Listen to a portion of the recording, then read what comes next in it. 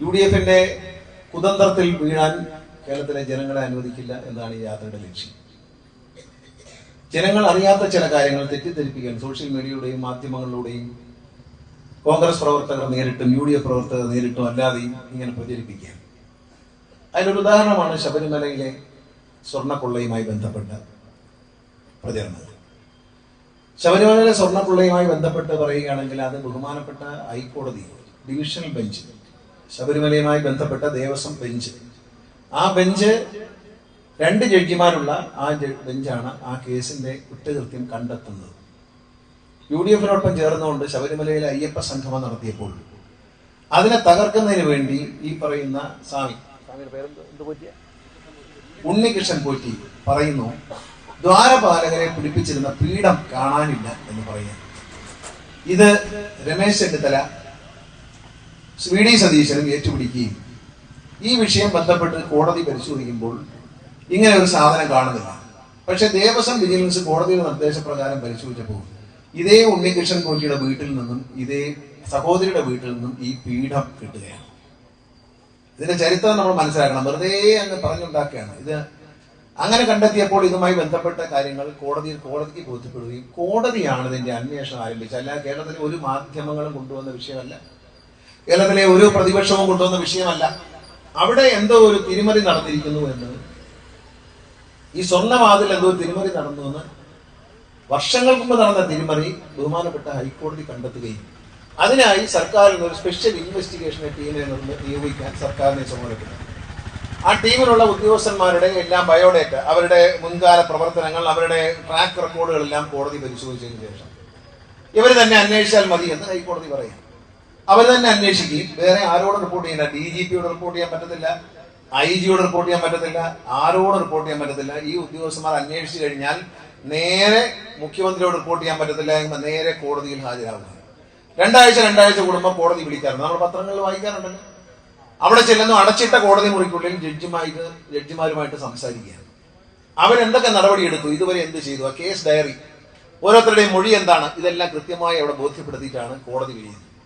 കോടതി പിരിഞ്ഞപ്പോഴല്ല, ഇന്നലെ പോലും കോടതി പറഞ്ഞു ഈ അന്വേഷണത്തിൽ കോടതിക്ക് സംതൃപ്തിയുണ്ട്, നല്ല നിലയിലാണ് ഈ അന്വേഷണം നടന്നു പോകുന്നത്. ശ്രീ രാജീവ് ചന്ദ്രശേഖരൻ BJPയുടെ സംസ്ഥാന പ്രസിഡന്റ്, അദ്ദേഹം CBI അന്വേഷണം ആവശ്യപ്പെട്ട് കേസ് കൊടുത്തു. പക്ഷെ അതിനെ പരിഗണിക്കാത്ത കാര്യം എന്ന് പറയുന്നത്, ഇതൊരു അന്വേഷണം കോടതിയുടെ മേൽനോട്ടത്തിൽ വളരെ പ്രശംസനീയമായി നടക്കുകയാണ്. നമ്മളിപ്പോഴും പല കേസും വിവാദപരമായ കേസ് എന്ന് നമ്മൾ പറയാറുണ്ട്.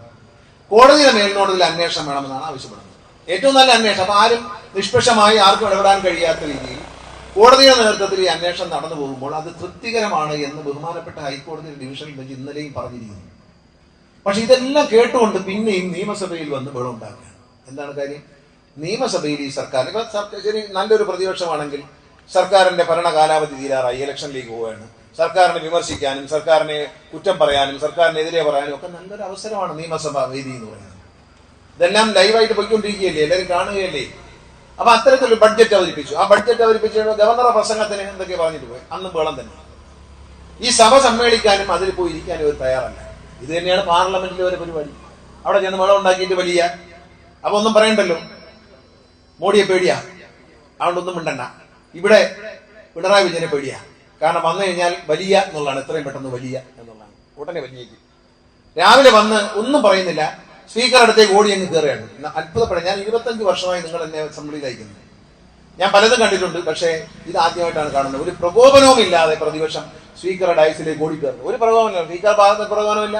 നിങ്ങളെ ലൈവായിട്ട് കാണുന്നില്ല, സ്പീക്കർ ഒന്നും മിണ്ടുന്നില്ല, ഒരക്ഷരം പറയുന്നില്ല, ഒരു കാരണമില്ലാതെ പ്ലാൻ ചെയ്ത് വെളിയിൽ നിന്ന് വരിക, ഓടി അങ്ങോട്ട് കയറുക, ഓടി സ്പീക്കറെ മേളിൽ കയറാൻ ഒരു ബാനർ കൊണ്ടുവരിക, സ്പീക്കറെ മറയ്ക്കുക, എന്നിട്ട് പാട്ട് പാടുക. ഏതാ പാട്ടാ? അയ്യപ്പനെ കുറിച്ചുള്ള പാട്ടാണ്.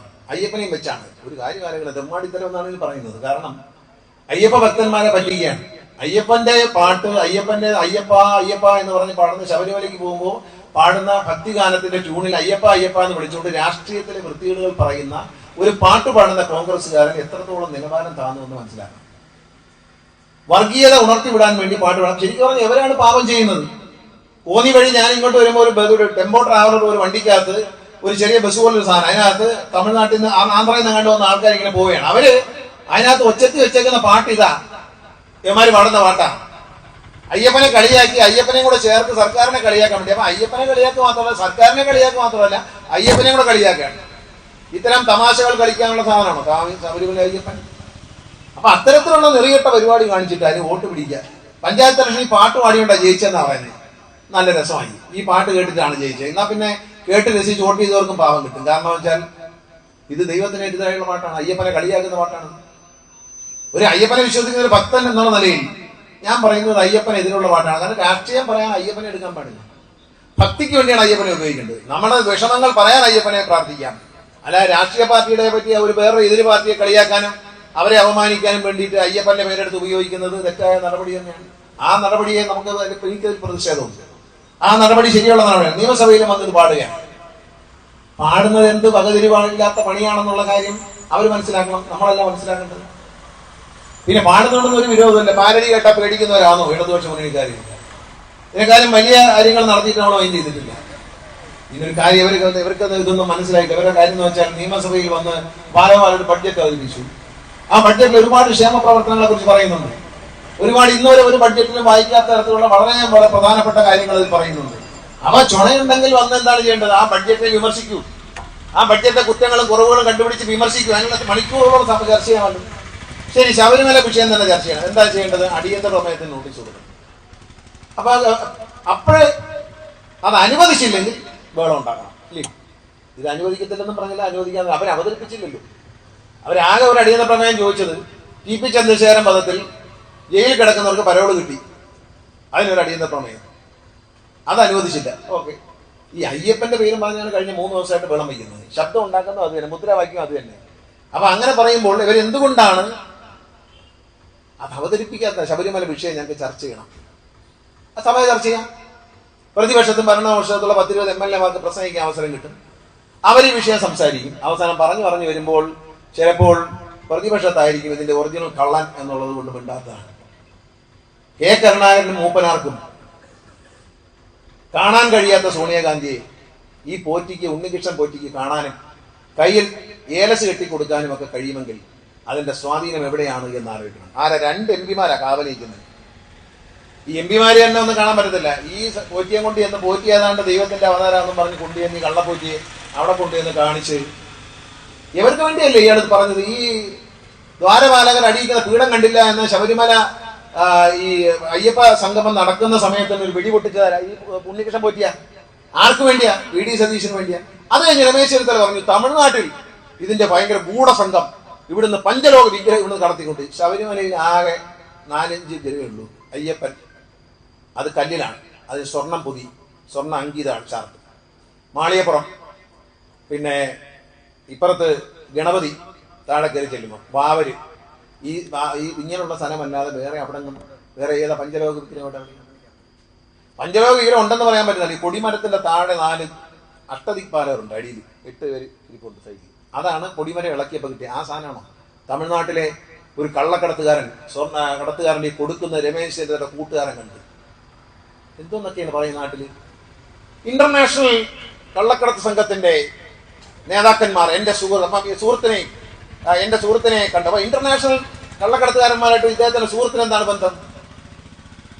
കറക്റ്റല്ലേ? ഇദ്ദേഹത്തിന്റെ കൂട്ടുകാരൻ ഇന്റർനാഷണൽ കള്ളക്കടത്തുകാരനെ കണ്ടു, ഇദ്ദേഹത്തിന്റെ കൂട്ടുകാരനാണെന്ന് പറയാം. അപ്പൊ 3 പേരും ഇതിന് ബന്ധമുണ്ടല്ലോ. അപ്പൊ അവർ തമ്മിൽ അവരല്ലേ ബന്ധമുള്ളത്? ഇപ്പൊ രമേശ് ചെന്നിത്തല പറഞ്ഞ ഒരാളുണ്ട്, അയാളെ കൊണ്ടുവന്ന് മൊഴി കൊടുത്തു. അയാൾ പറഞ്ഞ ആളിനെ തമിഴ്നാട്ടിൽ ചെന്ന് തപ്പിയപ്പോ അയാൾ ഇതുമായിട്ട് യാതൊരു ബന്ധവുമില്ല. അയാൾ ഈ ശബരിമലയെന്ന് കേട്ടിട്ടുള്ളതല്ലാതെ അയാൾ മലയ്ക്ക് പോയിട്ട് പോലും ഇല്ല. അങ്ങനെ ഒരുത്തൻ അവനെ പിടിച്ചുകൊണ്ടുവന്ന് പോലീസ് ചോദ്യം ചെയ്തു, മൊഴിയെടുത്തു. അപ്പൊ അവൻ ഇതുമായിട്ട് യാതൊരു ബന്ധമില്ല. അപ്പൊ രമേശ് ചെന്നിത്തലയുടെ കൂടെ നിന്ന പ്രവാസി, കള്ളം പറഞ്ഞു കൊടുത്ത പ്രവാസിക്ക് എന്താണ് അതിനകത്ത് റോള്?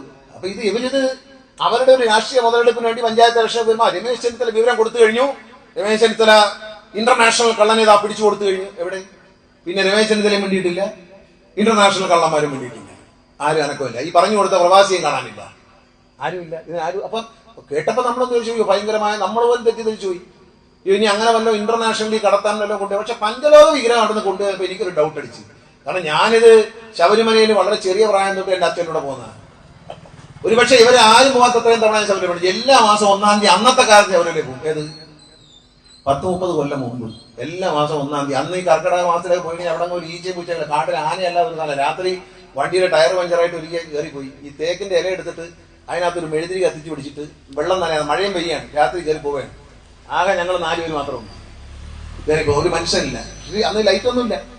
ശബരിമല കയറിപ്പോ സിമെന്റും ഒന്നുമല്ല, വേരി കൂടെയൊക്കെ ചവിട്ടി കയറി പോകണം. അത് കയറി പോയിട്ടുള്ള ആളാണ് ഞാൻ. അന്ന് അവിടെ ചെന്നാൽ കർക്കിടക മാസത്തിലൊക്കെ ആണെങ്കിൽ ഒരു നമ്മുടെ നാട്ടുമ്പുറത്തെ പട്ടാഴി ദേവീക്ഷേത്രത്തിൽ പോയി അതിനേക്കാളും കൂടുതൽ ആളാണ് രാവിലെ. അത്ര കുറച്ച് ആളെ കാണത്തുള്ളൂ.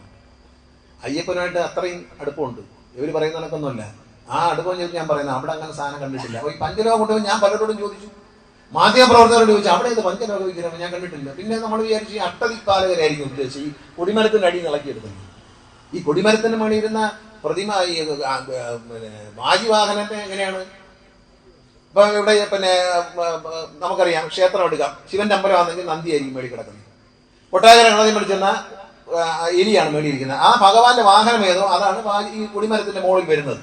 അങ്ങനെ അയ്യപ്പന്റെ വാഹനം കുതിര എന്നുള്ളതിന് പുലിയല്ല, കുതിരയാണ് അയ്യപ്പന്റെ വാഹനം എന്ന് പറയുന്നത്. അപ്പൊ വാജിവാഹനം അവിടെ ഇരിക്കുന്ന കുതിരയെ എങ്ങനെ തന്ത്രിയുടെ വീട്ടിലെത്തി? ആര് കൊടുത്തു? പ്രയാർ ഗോപാലകൃഷ്ണൻ കൊടുത്തു. അജയ് തറയിൽ അടുത്ത് നിന്ന് വാങ്ങിച്ചു കൊടുത്തു. ചേർന്നാണ് കൊടുത്തു. ആരോട് ചോദിച്ചിട്ട് കൊടുത്തു? അത് തന്നെ ഒരു പരസ്യമായ മോഷണമല്ലേ? ദേവസ്വം ബോർഡിന്റെ മുതലെന്ന് പറഞ്ഞാൽ ഭഗവാന്റെ മുതലാണ്. അവിടെ മുട്ടുസൂചി കിട്ടിയാലും ഭഗവാന്റെ മുതലാണ്. അവിടെ മുറ്റത്ത് കിടന്ന് 1 രൂപ കിട്ടിയാലും അത് ഭഗവാന്റെ മുതലാണ്. ആ മുതലെടുത്ത് തന്ത്രിക്ക് കൊടുക്കുക. അങ്ങനെ 2 തന്ത്രിമാരുണ്ട്. ഇത് വാജിവാഹനത്തിനെ 2ആയിട്ട് മുറിച്ചു കൊടുക്കാത്തത്. പിന്നെ 2 തന്ത്രിമാർക്ക് ഒരുപോലെ തുല്യ പ്രാധാന്യമാണ്. ഒരാൾ ഈ വർഷം, അടുത്ത ആൾ അടുത്ത വർഷം. ഇതൊക്കെ അവര് കൊടുക്കുന്നതിനൊന്നും കുഴപ്പമില്ല. അത് കൊടുത്താൽ ഇപ്പൊ അത് തന്നെ കൊടുക്കണമല്ലോ. അപ്പൊ തന്ത്രി തന്നെ പറയുന്നത് അങ്ങ് തിരിച്ചു കൊടുത്തേക്കാം. അപ്പൊ വേണ്ടാത്തോണ്ടല്ലേ, വേണ്ടാത്ത സാധനമല്ലേ ഇത്? കിട്ടിയാ ഇരിക്കട്ടെ എന്നുള്ളതാണോ നിലപാട്? ഇത് ഇത്തരം കാര്യങ്ങൾ രാഷ്ട്രീയത്തിൽ ഉപയോഗിക്കുന്നത് ശരിയാണോ എന്ന് കോൺഗ്രസ് ആലോചിക്കണം. നിങ്ങളെ കെടുകാര്യസുകൊണ്ടല്ലേ ഇന്ത്യയിൽ BJP അധികാരത്തിൽ വന്നു. നിങ്ങളെ അഴിമതിക്കാരും നിങ്ങളെ ഭരണത്തിന്റെ ദുർനടപടിയും കൊണ്ടല്ലേ ഇന്ത്യയിലെ BJP അധികാരത്തിലെത്തിയത്. അല്ല കമ്മ്യൂണിസ്റ്റ് പാർട്ടിയുടെ കുഴപ്പം കൊണ്ടാകും, ഇടതുപക്ഷ മുന്നണിയുടെ കുഴപ്പം കൊണ്ടാകും. ഇവിടെ BJP അധികാരത്തിൽ വന്നില്ലല്ലോ, അവിടെ അല്ലേ വന്നോളൂ. എന്തുകൊണ്ട്? അവിടെ കൊള്ളയടിക്കാം. മൻമോഹൻ സിംഗ് എന്നൊരു പാവം മനുഷ്യനെ മുമ്പിൽ ഇരുത്തിയിട്ട് എല്ലാവരും അവിടെ മോട്ടിച്ചു. ഈ മോട്ടിച്ച കണ്ട ജനം BJP വോട്ട് ചെയ്തു. ആരെങ്കിലും വേണ്ടേ ഇതിലായിട്ട്? അങ്ങനെയാണ് സംഭവിച്ചത്. ഇവരാണ് ഇത് സംഭവിച്ചത്. ഇവിടെ വർഗീയ ശക്തികളെ അധികാരത്തിൽ കൊണ്ടുവന്നത് കോൺഗ്രസിന്റെ പിടിപ്പുകേടും അവരുടെ കുഴപ്പവും തന്നെ. അവരെ കുഴപ്പം തന്നെ, പിടിപ്പുകേടെന്ന് പറയാത്തില്ല, അവരെ കുഴപ്പം തന്നെ. അവരിപ്പോ ഇറങ്ങിയിരിക്കണം അയ്യപ്പന്റെ പാട്ടും പാടി. എന്തൊരു ഭക്തിയാണെന്നറിയാം? എന്തൊരു ഭക്തിയാ? എല്ലാ തവണയും മുതലെടുക്കും.